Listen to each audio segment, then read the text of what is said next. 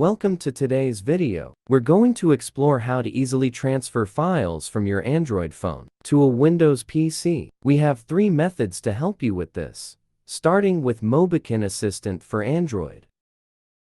Method 1.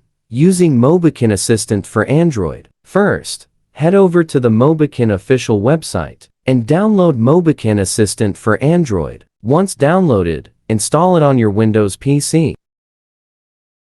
Open MobiKin Assistant for Android. Next, use a USB data cable to connect your Android phone to your computer. The software will automatically recognize your device. On the left panel, select the type of files you want to transfer, such as photos, music, or videos. Once you've made your selection, click the Export button at the top. Choose the destination folder on your Windows PC where you want to save the files. Then click OK to start the transfer. Wait for the transfer process to finish. The software will display the progress, and once it's done, you'll find your transferred files in the specified folder. Method 2. Drag and drop. Now, let's look at the second method, drag and drop.